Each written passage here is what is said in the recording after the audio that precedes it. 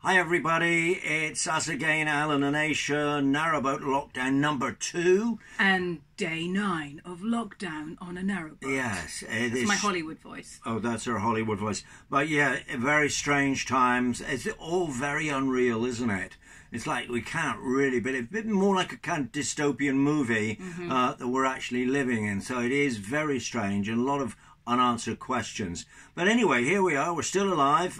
We haven't got our fuel pump sorted out yet, and if we don't get it fitted, we're thinking of going up and buying one. Thanks to Urban Image. Sorry, I don't know your real name, but you did tell us, gave us some feedback and mentioned that Denham Marina is open. That's good to know because we might need some other things as well. So that's good. We've had a little bit of solar today. It's very patchy, patches of sun, and then it goes again. Yes. But it's not really doing a lot. So I think we're going to have to bite the bullet on this and run the engine for a bit to bump up our batteries. But we did do something really wonderful last night. Okay, lockdown, social distancing, keeping people disconnected from each other? Yes. No way. So a friend of ours, it was his 91st birthday last night, and somebody organised a Zoom online party. Not just a Zoom online party, Yeah. but a Zoom online surprise party. Yeah. With, bear in mind, my loves, a 91-year-old who is still mastering the technology of answering his phone occasionally, never mind getting on Zoom. And yet, somehow, we got him on there. Yeah, we got him on. He could see everybody. We all had birthday cakes and candles and wished him happy birthday. Yeah. And it was just really fun. I mean, the funniest thing was that he got up at one point to write down a piece of code and then promptly tripped over the internet wire and killed his connection. Anyway, somehow or other, we got him back on again, and it was just marvellous. So there's 20-odd people all having a really good time and sharing a lot of love and good wishes. Yes. So there's a lot that we can do. We raised £2,000 for him to buy a new car as well. Because he's got an old car. Yes. And new regulations will mean he won't be able to drive his car around central London. We all clubbed together and raised £2,000 so he can buy a more modern vehicle, and he was just blown away by this. Isn't that such a lovely example of this time just bringing out the best in people? Yeah. I think that really just keeps touching me. I know it's so easy to get sort of pulled into a lot of the the news coverage we've got, but you can just get so anxious and depressed watching it. So don't forget to look around and see the kindness that is also coming out of people right now. It is amazing. And I've heard a lot of other stories like this of people finding another way around the lockdown. Schools, actually doing their lessons online and literally like they were at school, and they've got to change at 10 o'clock or 11 o'clock to a new class. But it's just that they're at home and they're not actually in a classroom. So there are lots of ways around this, and let's all keep communicating with each other and sharing our best wishes and not getting dragged down with fear and despair, because that's not our true nature. I don't believe it is. No. So that's a sort of update for us. We're here. We don't know how long we're going to be here. CRT, Canal and River Trust have told boaters that they're supposed to just stay put. Yeah, that's the new information, because first of all, I mean, as you guys, if you've been following us, you will probably know, if you're a constant cruiser like us, a water gypsy, you got to move every 2 weeks. Then we got notice saying, well, you don't have to move every 2 weeks if you don't need to. But I think the latest notice, just looking into things yesterday, is don't move unless you have to. Of course, most boaters do have to, who are constant cruisers, because you need water and somewhere to empty your sewage, not to be too indelicate. So at some point you do need to, but we are being told don't if you don't have to, which is quite strange for us. I hadn't realised quite what a gypsy I've become. I'm sort of itching to be on the move again, but we're not for now. Well, certainly because we don't have a working fuel pump, but also just want to say thank you to all the lovely people who sent us replies and well wishes and sent us useful information and everything. really appreciate that. Keep doing it. Let's keep in communication with each other. It's a small world. I did notice we'd had quite a few people interested in the winemaking, which is rather fabulous. Yes. I have to say, one of the great things about living on a narrowboat is you can't, talking of wine, is that you can't stockpile. Although I'm going to have an attempt with the winemaking, but there is not a great deal of room for loo rolls in their hundreds. So I have to say I would rather have wine than loo rolls if it really came push to shove. So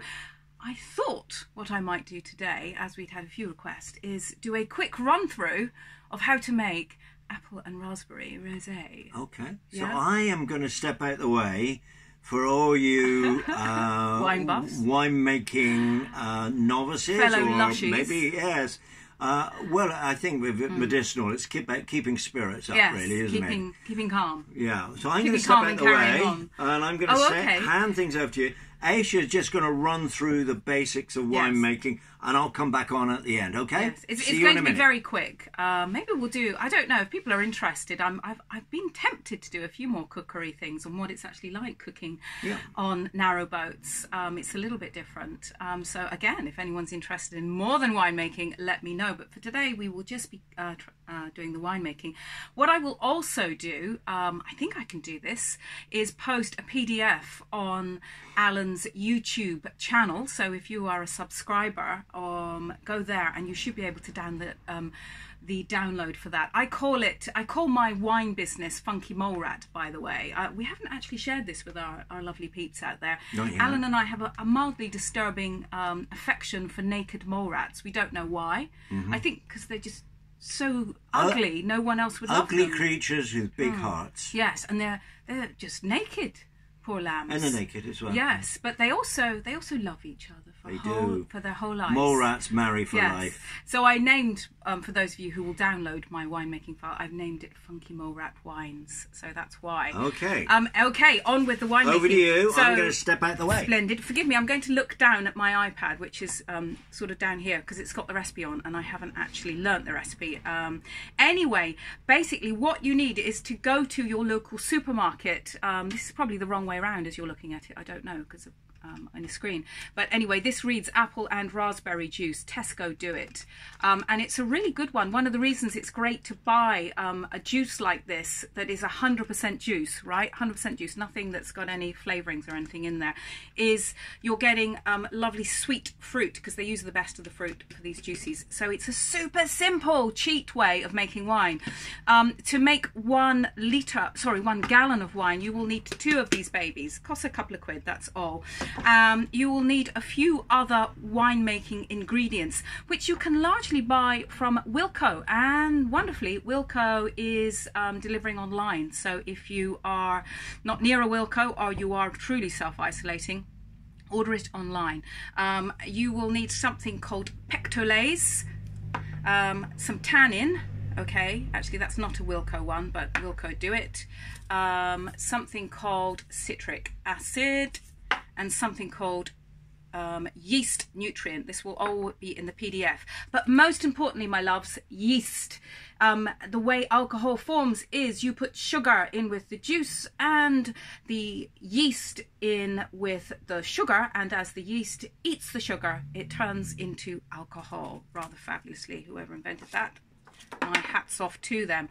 All of those things that I've been showing you are only about £1 each. I think this is £1.25 from Wilko. Super cheap. I worked out it's like £10 for all the ingredients, and you get a whole gallon of wine for that. I defy you to get wine that cheap anywhere else, and it's good wine. It's not hideous homemade wine like, you know, they had in the 1970s when we first started trying to make our own wine. So here we go. Basically you get let's just check my instructions here. Yes, basically you dissolve 2 pounds of sugar in 2 pints of boiling water, and you leave that to cool to room temperature. Once that's nice and cool, you bung in your 2 bottles of juice, okay, and then you pop in a little bit of this pectolase, half a teaspoon of that. Basically it breaks down the fibre in your juice, and you leave that for 12 hours Just leave it alone for 12 hours. When that's been left alone, you come back really the following day generally, and you throw in the rest of your ingredients, which is a little bit of citric acid, a little bit of tannin like you get in a tea. If you haven't got tannin in a powdered form, by the way, you can actually use tea bags instead. Go on the internet for how many of those you might need to make up the tannin, but it is up there somewhere. And you need some yeast nutrient. So this is, you know, like miracle grow for the yeast. It helps it grow. And then last but not least, you throw in the yeast. Mix it all together in a big old, ideally plastic bucket. I didn't have a plastic bucket, clean, obviously. You want to keep it very clean. I've actually got a metal one. I'll show you it bubbling away when we finish this video. But basically, then you leave it alone for 7 days or 10 days, really until it's stopped bubbling away, okay, when the yeast looks nice and calm. So it will be frothing a little bit, but not so much. When you get to that point, between 7 and 14 days, you get one of these. This is called a demijohn, okay? This is 1 gallon, and it's got a little doodah on the top here.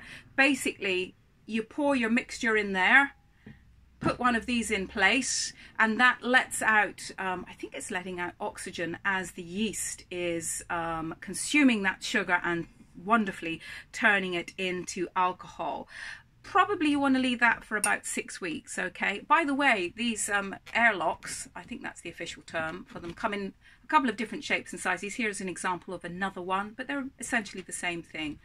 You let that bubble away for about 6 weeks, and then you have to do something called racking it off. It sounds a lot more scary than it actually is. Basically, those of you who've ever done an oil change on a car will know the essential thing.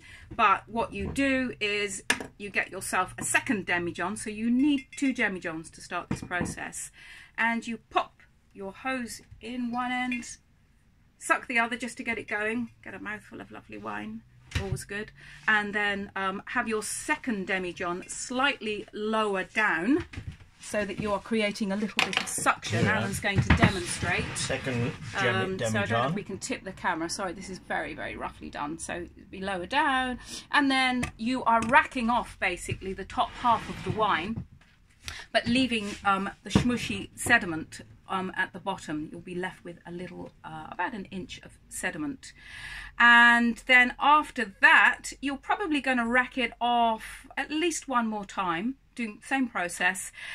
Leave it 3 to 4 months if you can bear it, but round about June, if you were to start today, you will be left with some delightful, delicious rosé wine, and it's a really good one. I've done quite a few wines, and my 2 top ones are elderflower, not champagne, wine actually. I do a really good elderflower champagne, and my favourite apple and raspberry rosé. I've zipped through that, but it is described in an awful lot more detail on the PDF that I will put on the website today. Anyway, hope you enjoyed that, my loves, and let me know if anybody actually does it. I'd be very, very curious. We'll have a wine off. Hopefully we'll all be free by the time our wine's ready, but you never know. You never know. Alan, any last words from you? Oh, well, should we just show people what's going on down in the tub? Here's one I made earlier, just come over here. It looks a bit disgusting. Okay, this is what it looks like. This is what it looks like when it's starting to froth. There's actually 2 gallons in there. I thought, having done all that work, I might as well do a couple of gallons as opposed to just the 1. Okay. And how long is that going to stay in there? That is going to stay in there, as I said, 7 to 14 days. Then you will rack it off into your demijohn and leave that 3 to 4 months. Okay, enough about wine. Okay, so keeping your spirits up. Well, I think the idea of making wine. Well, it's sort of, isn't it, really? It's funny how that word spirit sort of crosses over, doesn't it? Very funny. But anyway, here we are. So we're rounding off. I hope you found that interesting. Yes. And really the kind of underlying message of that is that we're not going to be deterred by all the fear and isolation and everything else. We are going to carry on and do creative things and be writing, and you know, I might create a new website for myself as well. Yes. So, you know, stay creative, stay positive, Look at Zoom if you haven't downloaded it. You know, have Yeah. Zoom online Yeah, parties. lots of fun. And keep your spirits high. Yeah, stay calm and carry on, folks. That's it. Okay, that's it for today. Bye. Bye-bye.